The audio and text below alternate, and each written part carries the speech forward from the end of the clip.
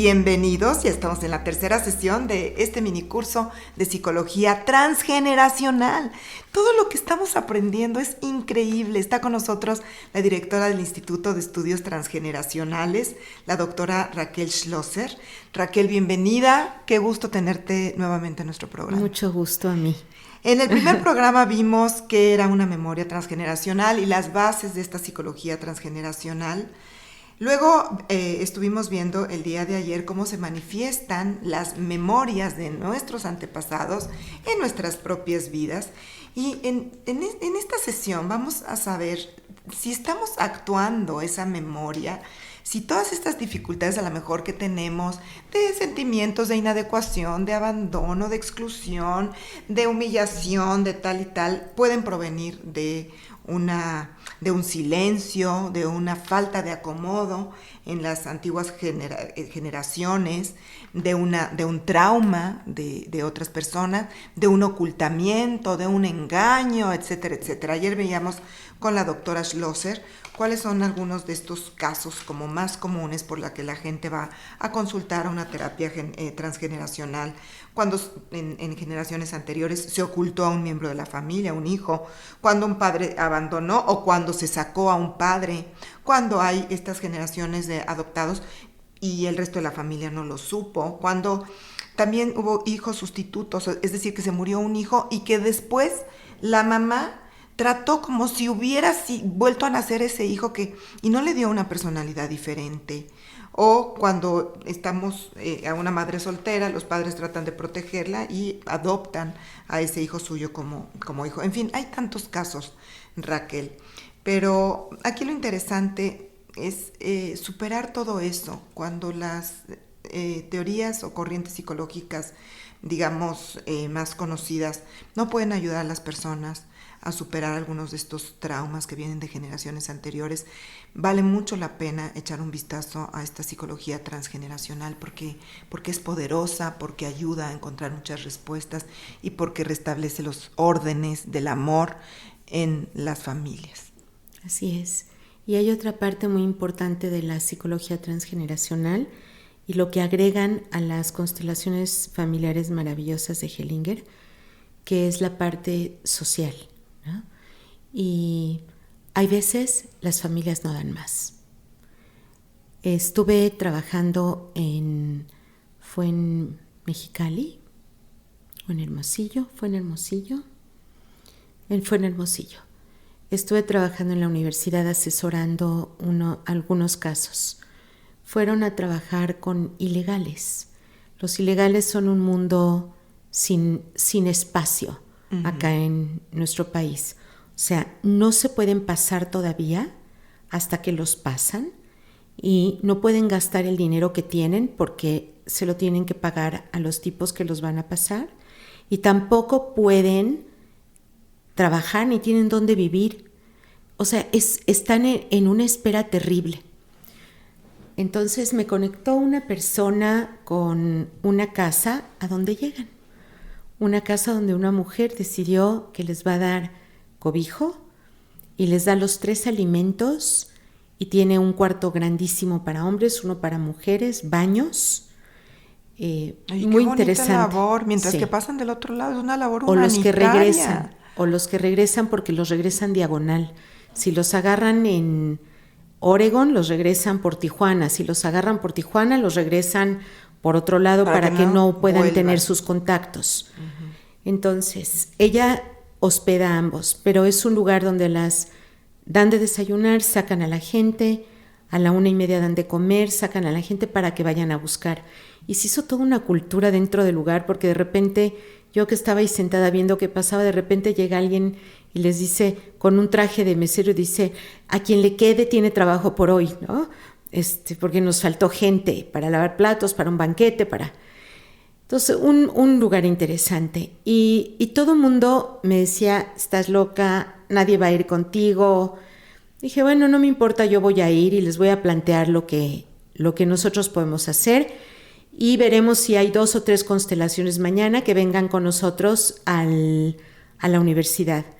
Y entonces les expliqué lo que era, les dije lo que íbamos a hacer, Les expliqué que se llamaban configuraciones familiares para, digamos, usar el término de la traducción directo del alemán, porque luego al inglés y al español lo tradujeron como constelaciones, pero el término real es Aufstellungen en alemán, que es configuraciones familiares.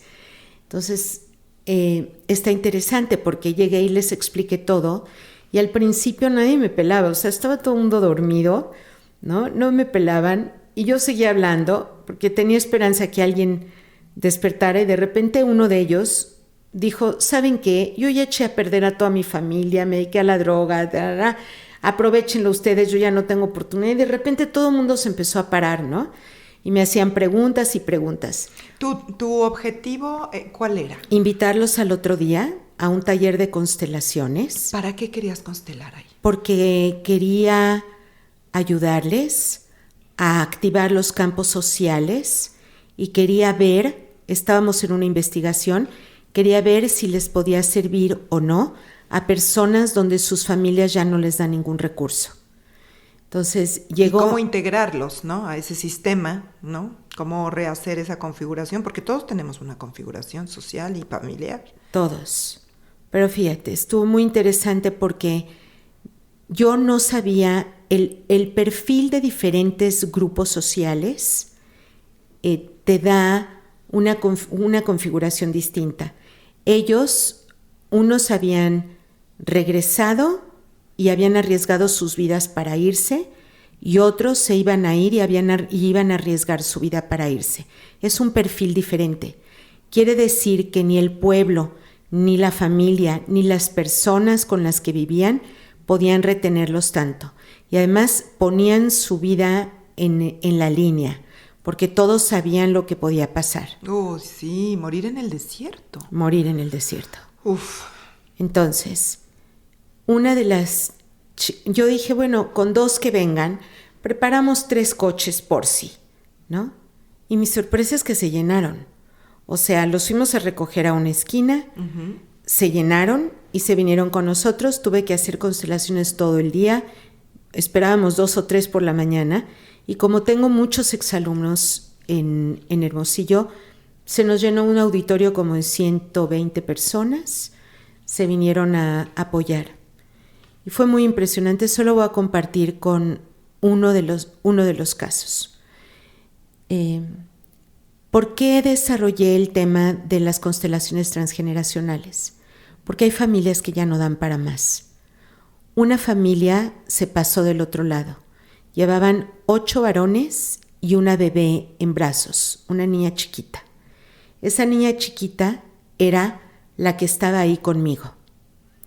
Ella traía un bebé en brazos de 1 mes y medio, 2 meses y medio probablemente, y la historia de ella en breve es así.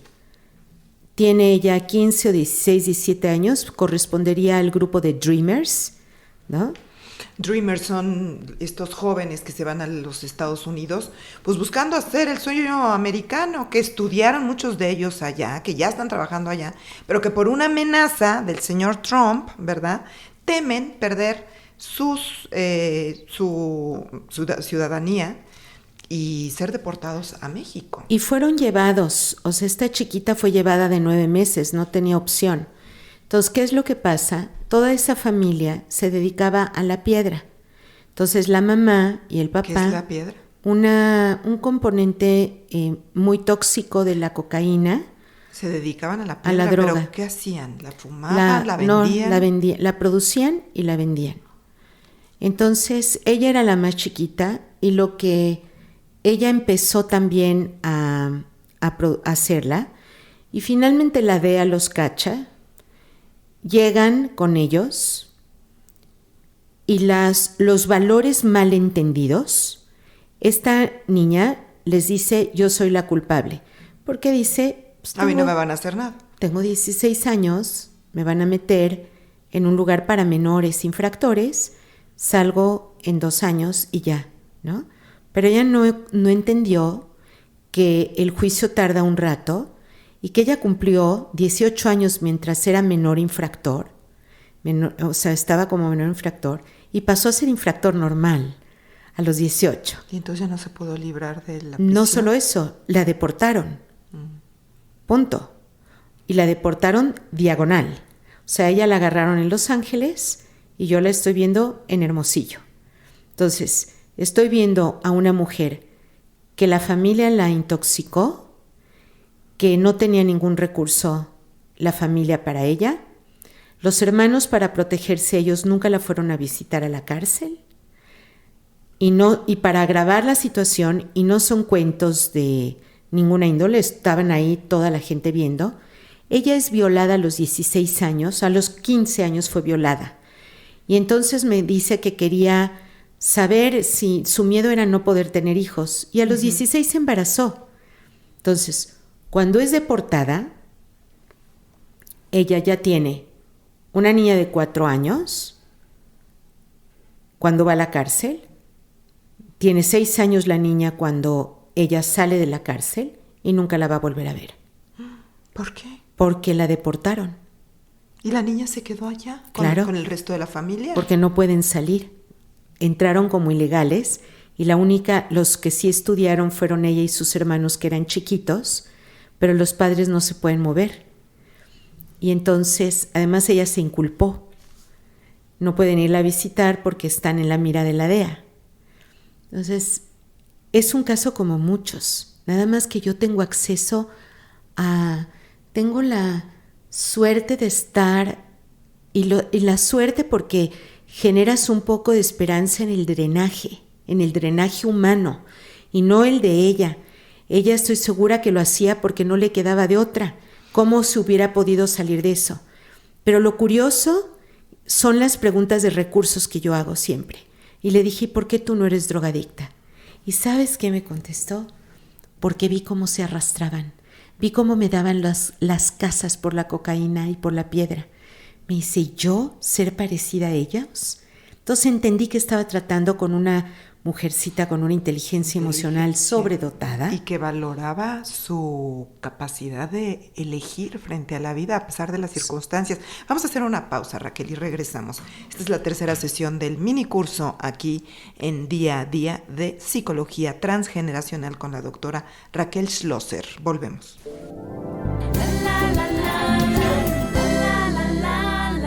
Regresamos, queridos amigos. Esto es Día a Día en esta plataforma digital maravillosa que se llama Hombre Nuevo Digital. Y hoy estoy con este minicurso durante toda la semana de Psicología Transgeneracional con mi querida amiga, la doctora Raquel Schlosser.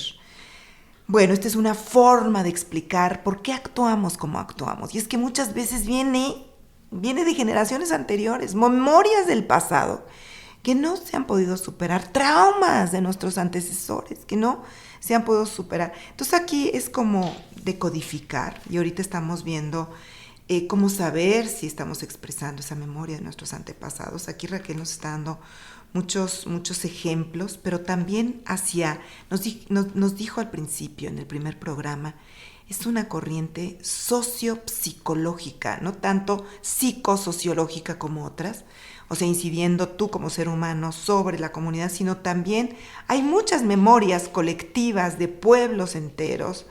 Por ejemplo, nos está contando el tema de los migrantes, sobre los migrantes, que tantos y tantas familias hay en los Estados Unidos, tantos casos de familias separadas, de familias que se han tenido que integrar, que viven en la clandestinidad, que tienen que sacrificar, como en el caso que nos estaba contando de esta chica, a un miembro de la familia que se le ha pasado en la cárcel, ¿verdad?, para tapar al resto de la familia. Bueno, hay tantas historias entre los migrantes que también es justo enfocar todos estos casos desde un punto de vista sociopsicológico, Raquel. Y en este caso, por ejemplo, ¿qué le podía dar la familia más? Una familia donde no pudo haber ni amor, ni cuidados, no había más, no daba más. Entonces, el trabajo que hago con psicología transgeneracional y las constelaciones transgeneracionales es reparar el tejido social, porque la comunidad importa, porque la comunidad es también parte nuestra. Entonces, pedí representantes de mujeres de la comunidad, pertenecieran o no a su núcleo familiar, porque el padre venía de Puerto Rico, pertenecieran o no al núcleo familiar, y que hubieran sacado su vida viviendo situaciones similares benéficamente. Entonces lo que hice es formarle un espacio de fuerza, de mujeres que ya habían tenido la experiencia por la cual estaba ella viviendo, y eso primero le quita el espacio de soledad de soy la única. Segundo, permite traer a ese espacio inteligente opciones y pensamientos nuevos de cómo enfrentar esta vida en un lugar nuevo, en un país que no conozco a pesar de que soy mexicana. Voy a regresar al pueblo donde estuve, donde no conozco a nadie de los parientes que sí son parientes. Y no solo eso, traía una bebé de 2 meses y medio en brazos, porque en el camino de salir se volvió a embarazar. Esa bebé, cuando teníamos el círculo listo, le dije, ponte en el centro. Y me dejó a su bebé en los brazos. La bebé no tienes idea con qué silencio estaba. Y yo mantuve a la bebé mirando como si mirara ese círculo que estaba sobre el escenario, donde iban subiendo y sumándose mujeres. Poco a poco se fueron abrazando y cuando nos dimos cuenta en un profundo silencio, estaban meciéndose suavemente en un abrazo comunitario, dándole fuerza a ella. Y una niña que no conocía nada, esta chica que no conocía nada del trabajo, desde el centro de ese espacio donde había aproximadamente 20, 25 mujeres, me dijo, algo me hace falta. Le dije, sí, ahora te la llevo. Y para no irrumpir en medio de ese círculo, lo que hice es desde subir y entregarle a una de las mujeres que estaba ahí a la bebé para que ella la tuviera en el centro. Y aparte me volvió a decir, me hace falta algo. Le dije, sí. Ahora alguien va a representar a la hija que dejaste. Y pedimos una representante para esa chiquita. Y pasó entre las mujeres también tomando fuerza hasta que llegó a ella. Entonces, esta es una constelación comunitaria.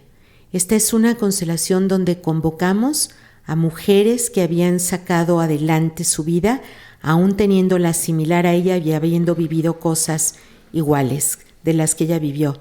Es un campo de información, es un campo de fuerza, es un campo que le puede dar a ella nuevos formatos de pensamiento para ver cómo enfrenta las dificultades que la vida ya le puso enfrente, y además es un campo de acompañamiento, porque en ese momento también se da cuenta que no es la única que lo ha vivido y ahí hay mujeres que lo sacaron adelante. Entonces, la fuerza de la comunidad cuenta en las constelaciones transgeneracionales, porque estamos en el campo de la comunidad, así como en el de género, porque son mujeres las que pedí, no pedí a los hombres, pedí a mujeres que hubieran vivido lo mismo que ella, porque además ella es la que se tiene que encargar de esta bebé, a la que le tiene que decir que es la segunda hermana. Ella tiene que ahora que acomodar que está sin familia y es una realidad para siempre. Se sacrificó por los padres en una lealtad mal entendida, porque los padres cuidan a los hijos. No los hijos cuidan a los padres cuando son jovencitos, cuando tienen fuerza, cuando tienen vitalidad y cuando los contaminaron con un trabajo indigno, ¿no? No, imagínate, producir droga. Eso es muy común, que los hijos terminan haciéndose cargo de los padres, ¿no? Y entonces ahí como que se desajusta el orden familiar. Raquel, ¿qué puede ocurrir? Depende si estamos hablando que los padres ya son adultos y te estás encargando de ellos, no se altera ningún orden, estás devolviendo algo de lo que te dieron. Adultos mayores. Cuando son adultos mayores, o sea, después de los 60, 70, 80 años. Sí, cuando ya están enfermos y les puedes dar lo que les puedes dar hasta donde les puedes dar, pero no sacrificas tu propia vida. Y es distinto a cuando les están pidiendo que sacrifiquen su propia vida, sus ilusiones, sus sueños, sus proyectos, para completar los suyos. El típico caso de Tita, de la película y de la novela de Laura Esquivel, Como agua para chocolate, que le piden a la niña, ¿verdad?, que estaba enamorada de un cuate que pues se deshaga de todas esas ilusiones porque se tiene que quedar a cuidar a los padres. Sí, una consigna. Entonces eso no se vale, eso no se vale. Los seres humanos no vienen como propiedades y vienen con su propia capacidad de desarrollar su libre albedrío, equivocarse, corregir, vivir, ¿no?, hacer lo que tengan que hacer. De hecho, acabo de leer la novela de Ishiguro, el que acaba de ganar el premio Nobel, No me abandones, y justamente su tema es ese. Su tema es si tenemos alma o no, si se puede replicar en los clones o no, y además, qué pasa con el libre albedrío y la justicia en el poder de decisión, y ese nadie lo puede arrebatar. Vamos a hacer una pausa y regresamos con la doctora Raquel Schlosser. Ella es la directora del Instituto de Estudios Transgeneracionales. Es la tercera parte, la tercera sesión de este minicurso aquí en Día a Día de Psicología Transgeneracional. Yo soy Julieta Lujambio, me da mucho gusto que nos estén acompañando. Regresamos.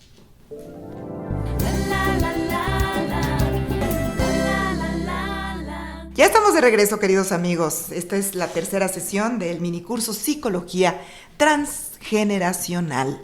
Todo eso que nuestros antepasados nos heredan en esa memoria colectiva y que nosotros actuamos porque ellos no pudieron superar, hablar, actuar, perdonar.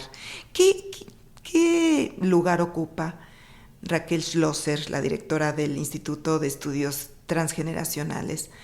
¿Qué lugar ocupa el perdón en todo este proceso? Suena como todas las preguntas profundas que haces. A ver, vamos a dar un ejemplo para que pueda contestarla. ¿Hay perdón a un padre que viola o abusa de una hija? ¿Hay perdón para un hombre que golpea a una mujer y a sus hijos? ¿Hay perdón para un hombre que abandona a su familia, nunca más la mantiene? Y ya sabemos que tiene consecuencias. ¿Hay perdón para un hombre que mantiene 2 familias paralelas, tiene intercalados a los hijos o a veces embarazadas a las 2 mujeres? A ver, entonces, en el concepto transgeneracional que nosotros manejamos, hay que tener cuidado para quién trabajamos. Una persona que viene muy herida porque cuando era pequeña su padre abusó, nosotros no podemos pensar en el perdón, porque ella no lo puede otorgar, ella era chiquita, ni siquiera tenía poder de decisión, fue un abuso de poder, de género, etcétera, en términos vitales, en términos humanos, pero aparte hay toda una confusión histórica y biográfica de un padre que puede complacerse sexualmente con una hija que es de su propia carne. No hay ninguna lógica ahí. ¿Para quién trabajamos? Trabajamos para la persona que está ahí. La persona que está ahí, ¿cómo se puede liberar para que no haya malos entendidos? Nosotros, en el instituto y en todos los programas académicos, de manera transversal, tenemos el término de responsabilidad social y de conciencia social. Conciencia transgeneracional y responsabilidad social. Entonces, ¿qué le va a ayudar a la persona? ¿Cómo le va a ayudar a liberarse? El daño está hecho, no va a cambiar. Hay que asumir que lo que pasó, pasó y sucedió. Entonces, ¿qué es lo que le ayuda a ella? Le ayudará a ver cuál fue el triángulo distorsionado de la historia del padre, por lo que confunde a la hija. Y puede tener placer con alguien que ni dio consentimiento informado, ni es consentimiento consciente, ni era de su edad, ni puede tener placer completo. Entonces, estamos frente a algo muy grave. No puede existir perdón. Que haya conciencia y que en la constelación podamos armar con quién la confundió, dónde del abuelo, bisabuelo, dónde hubo alguien que estaba buscando, todo armamos como lo hemos hablado en los programas anteriores y en este. Entonces, ¿qué le pasa a la persona? Primero, que el representante en general, el representante que fue el responsable de hacer lo que hizo, entra también en conciencia. Y entonces cuando lo volteamos con la representante real, le dice, yo soy responsable del todo y asumo todas las consecuencias y te dejo libre. Eso no genera perdón, genera algo más profundo. Genera comprender que la otra persona estaba atrapada y que eso no la hace inocente. Porque efectivamente es inocente hacia atrás, pero es culpable hacia adelante, hacia el presente. Entonces, no se trata de perdonar, se trata de cómo liberamos a la persona de ese campo, es viendo que ella no tuvo responsabilidad, que era una niña, que hiciera lo que hiciera, no puede salirse de eso, que aunque nunca lo habló, la mamá tampoco fue responsable porque muchas veces las culpan. Los depredadores son depredadores y están esperando cuando nadie los ve. Y tengo el ejemplo de abuelos a los que les llevaban a cuidar a los nietos y a las nietas y cómo abusó de cada una de las chiquitas, él, y cómo la abuela, por no perder a los nietos y a las nietas que se las traían a cuidar, nunca lo dijo, pero también se dio cuenta. O al marido, por no perder al marido también. También pasa, porque también porque se eligen por resonancias las parejas. Y estamos entrando al otro tema. No vas a elegir una persona que tenga una distorsión de la realidad tan grave si no existe también en tu sistema. Entonces, en tu sistema familiar, se eligen por resonancias. A ver, eso de las resonancias es súper interesante porque de repente, pues mucha gente que conozco me dice, pero ¿cómo pude haber estado casada 30 años con ese hombre? ¿Pero cómo pude haber elegido a un hombre igual al anterior que me maltrató tanto? Porque no elige. No, a ver, es donde la voluntad está secuestrada y es donde elegimos por resonancia. ¿Por qué resuena? ¿Por qué resuena y por qué elegimos a esa persona que muy probablemente, conscientemente, si la voluntad no estuviera secuestrada, no lo hubiéramos elegido? Porque siempre elegimos inconscientemente a la pareja. Lo que tan románticamente llaman el flechazo y crees que te enamoras, no eres tú. Es tu sistema familiar y son las abuelas las que se atraen, ¿no? Por decir las abuelas, los abuelos también participan, pero esta cuestión metafórica, ¿no? Esos son los que se atraen. Tu conciencia, tu experiencia, tu madurez emocional, tu inteligencia emocional son las que te permiten elegir. Yo ya no me quiero quedar acá, no, pues este se parece al otro, me voy mejor rápido, ¿no? Pero el ejemplo de una chica que puede elegir tiene tres galanes que la están persiguiendo. Uno es el nerd del grupo, el otro es un chavito medio grisón, pero una linda persona, y el otro es el canijo del grupo. Y su sangre así, ¿a qué la atrae? Al canijo, de repente. Y tú dices, ¿pero por qué? Si estaban los otros dos. Y ella está consciente y además se lo dijo a las amigas, yo no quiero con él, pero me atrae mucho. A ver, ¿de dónde viene esa atracción? ¿Por qué no puede estar consciente de que la va a lastimar como a todas las demás amigas? ¿Por qué? Porque elegimos, porque no elegimos. Y es una voluntad modelada, todavía no está secuestrada. Se secuestra en el momento en el que nos metemos en una relación tóxica, que nos va a dañar y de la cual no nos salimos a tiempo. Entonces, es diferente una persona, la temporalidad importa. Llega una mujer y me dice, es que estoy, o un hombre, ¿no? Estoy con una mujer alcohólica, ya no aguanto, me quiero salir, o estoy con un hombre alcohólico. Mi primera pregunta es, ¿cuánto tiempo llevas? Si te dice, bueno, pues llevo 3 años, cualquiera de los dos casos, para un lado o para otro es lo mismo. Entonces, bueno, eligió mal, se equivocó, pero se quiere salir. Además quiere hacer conciencia de por qué se metió, ¿no? Está interesante. Tiene alternativas. Pero la misma pregunta si se la hago a una persona que llegue y me dice, llevo 17 años ahí, le digo, oye, son una pareja de 3. Entonces tenemos ahora que tener cuidado. Primero tenemos que verte a ti, si tú eres la que vienes.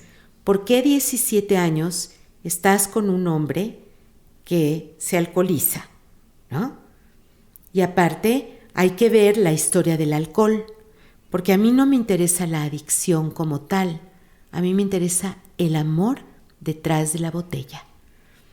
¿Qué forma toma? No es lo mismo el que se duerme, al que se sube al coche a 180 kilómetros por hora y es un asesino en potencia, al que llora, al que abraza, o a la que saca los álbumes de familia y llora cada vez que los mira. O sea, no es lo mismo. Se está contando una historia. Entonces, nosotros también podemos trabajar con adicciones, pero eso no quiere decir que no se tengan que tratar también con todos los métodos maravillosos que hay. Las clínicas, Alcohólicos Anónimos, porque es una cuestión multidisciplinaria, todo lo que son las adicciones. Exactamente. Sí. Bueno, vamos a hacer una pausa y regresamos, queridos amigos. Inmediatamente estamos con la doctora Raquel Schlosser. Esto es Día a Día, Hombre Nuevo Digital, y es el mini curso de Psicología Transgeneracional, justamente con la mera, la directora del Instituto de Estudios Transgeneracionales en México. Ustedes la pueden buscar a través de su página, su sitio web, que es transgeneracional. Ya estoy en otra corriente totalmente distinta, no es psicologiatransgeneracional.com. Volvemos. Ya estamos de regreso, queridos amigos. Es la tercera sesión, ya estamos llegando al final de la tercera sesión de este minicurso aquí en Día a Día, Hombre Nuevo Digital, de Psicología Transgeneracional.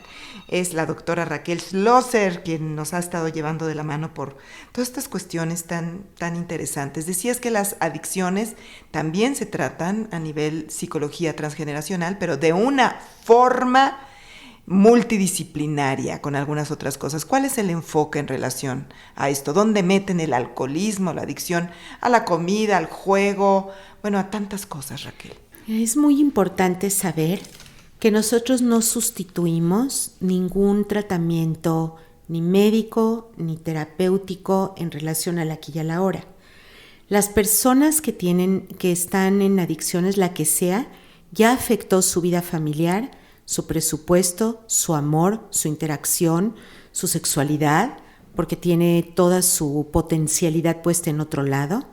Afectó muchas partes de su vida que ya están deterioradas.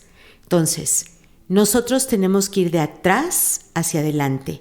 Lo que les explico cuando vienen conmigo para una situación de seguimiento, ¿no? Está tirando más la tendencia muerte a la tendencia vida con las adicciones. Son perdedores. Todos los adictos a cualquier cosa son perdedores, de entrada. Nadie gana. Nadie le puede ganar a la casa, ¿cierto? En el juego. En el juego, nadie le puede ganar a la casa. O temporalmente, pero a la larga no. No hay manera. Si eres un adicto, no hay manera. Los algoritmos están perfectamente planeados. La casa no pierde. Si no, no estarían multiplicándolas por todos lados. Entonces, y son perdedores y tienen afectada toda su vida. Si no van a jugar porque ya lo tienen prohibido, lo hacen en secreto. Si no van a tomar, lo hacen en secreto. Si no van a fumar, lo hacen. No lo pueden hacer tanto en secreto, pero también lo hacen. Los riesgos, estar corriendo riesgos, arriesgar el patrimonio familiar. Hay muchas maneras de ser ludópata, ¿no? Entonces, Lo que nosotros hacemos en esos casos es comprometer el tratamiento. El tratamiento, cuando empezamos a mover memorias, tiene que venir de atrás hacia adelante. Y esto siempre hay una metáfora que me tardé mucho tiempo en encontrar para explicarlo. Nosotros tenemos un barco de vela encallado. Entonces, lo que hacemos con la psicología transgeneracional, porque combino las constelaciones transgeneracionales en grupo con el seguimiento en consultorio a través de psicología transgeneracional, lo que hacemos nosotros es levar las anclas, o sea, sacarlas del lodo, limpiarlas. Luego, elevar las velas, los mástiles, elevar las velas. Pero son velas que ya están agujeradas. Son velas que estuvieron mucho tiempo abajo. Y no hay buen viento para una vela sin rumbo. Y una vela agujerada no puede tener rumbo, no la puedes dirigir. Entonces, empezamos por lo transgeneracional, pero no los vamos a volver irresponsables, que digan, bueno, lo hice porque mi abuelo o porque mi abuela. No, no es así el cuento. Lo hice por eso, pero ya actué en consecuencia.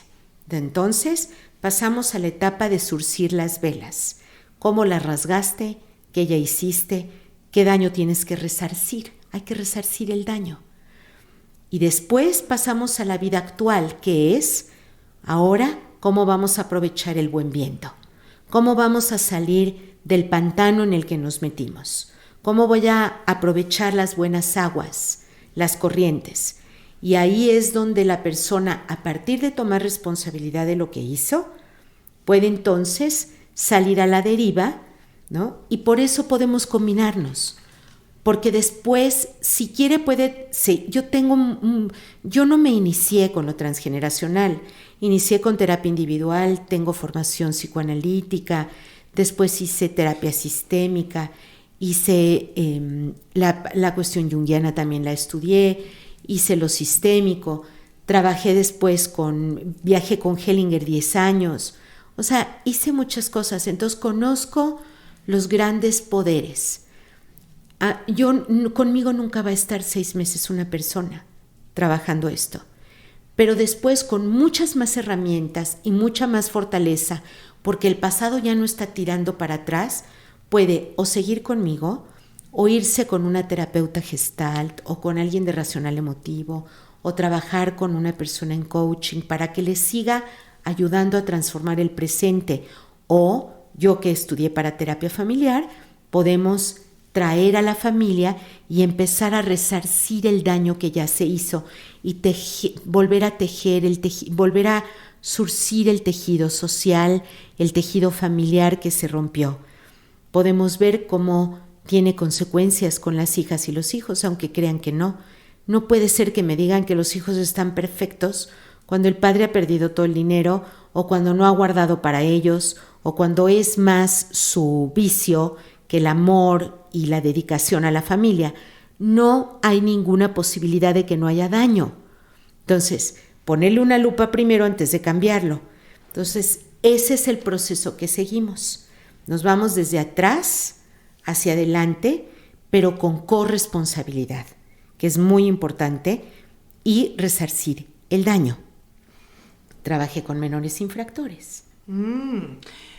Wow, porque cualquiera pensaría que ellos son las víctimas, ¿no? De una sociedad ya muy descompuesta, ¿no?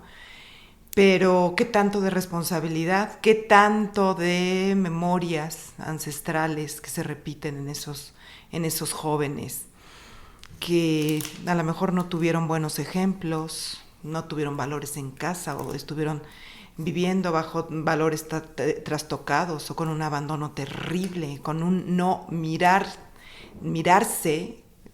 a través de los ojos de los padres? En fin, ¿no? Dicen que los menores infractores, pues la verdad es que son víctimas de una sociedad enferma. ¿Tú qué opinas?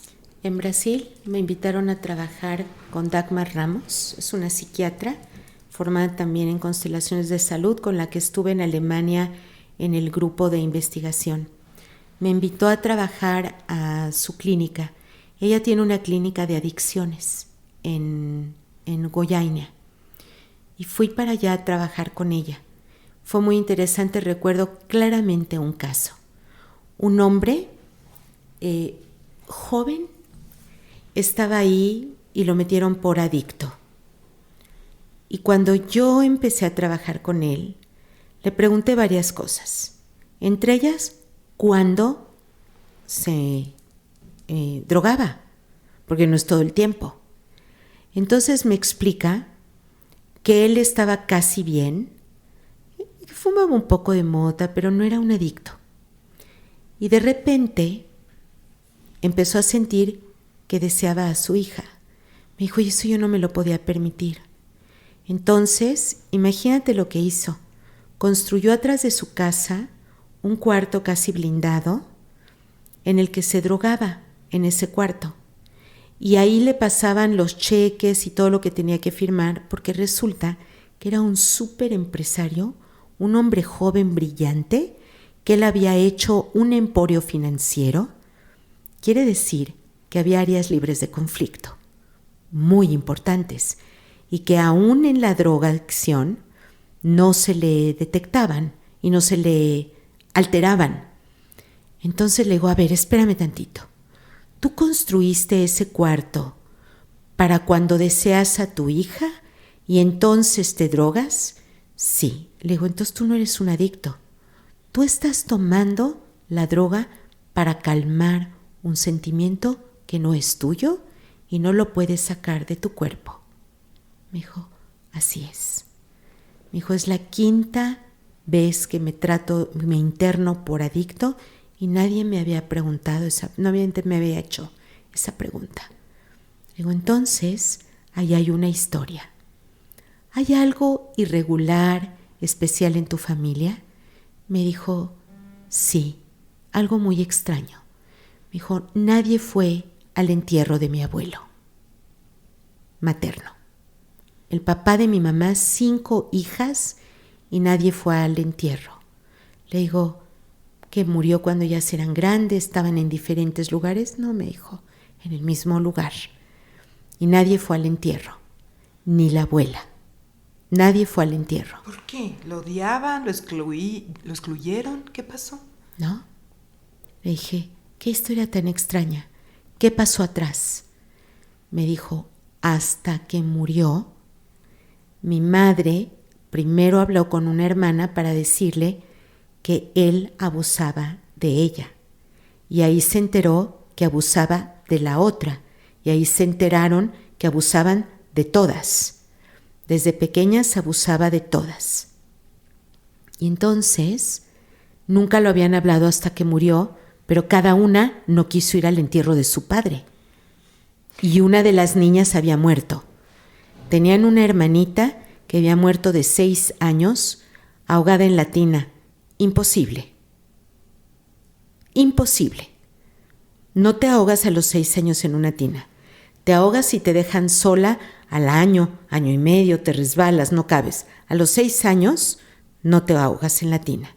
Entonces, en el imaginario familiar había la sospecha de que esta niña iba a hablar y la ahogó. Y entonces, cada hermanita, por su propia cuenta, hizo ese imaginario. Todo lo hablaron después de que murió el abuelo. Antes no. Entonces, yo a él le pregunté, voy transgeneracional, estoy en Brasil y le pregunto de qué grupo social era tu abuelo, de dónde venía y de qué tribu o de qué espacio geográfico y de qué historia. Y me dice, él venía de un grupo, o sea, él ya era urbano, pero el abuelo vivía en un lugar donde todavía existía la poligamia para el hombre, permitían tenerle las mujeres que quería, incluyendo las de la familia. ¿Qué quiere decir? Que este abuelo de él vivió su vida marital y su vida familiar como la de su propio abuelo. La vivió en un espacio geográfico distinto, en un momento histórico distinto, donde las leyes son otras, donde eso está prohibido, pero él vive su masculinidad y vive su concepto de familia igual al de su propio abuelo. Lo copió, pero ahora este chico, este muchacho que se drogaba por este deseo que tenía hacia su propia hija, ¿por qué sabiendo toda esta historia, incluida la muerte de la tía, por qué la repite? Porque nadie había ligado todos estos hechos. Es a través de preguntas generadas transgeneracionalmente y con todos los estudios y los teóricos que nosotros tenemos, que es una construcción especial de algo que yo denominé transentrevista. No es una entrevista común y corriente. Nadie había ligado estos hechos. Es más, él a sí mismo se decía drogadicto. El momento de salud más importante de él era con la droga. Él tenía que dormir el cuerpo para salvar a su hija de lo que él sentía porque no era suyo. Sí, dentro de todo era un hombre consciente. Hay muchas preguntas que te quiero hacer, por supuesto, de este caso y de todo lo que va a venir, de todos los temas que van a venir todavía en este minicurso de psicología transgeneracional, Raquel Schlosser. Así es de que hacemos una pausa, nos vemos el día de mañana en esta cuarta sesión, ¿te parece? Y si ustedes quieren saber más acerca de esto, dónde estudiarlo, cómo acceder a toda esta información, métanse a la página www.psicologiatransgeneracional.com. Y bueno, pues nos vemos mañana. Yo soy Julieta Lujambio y hasta entonces. Gracias, Raquel. Gracias y buenas tardes, noches, días, todo lo que tengamos que despedir ahora.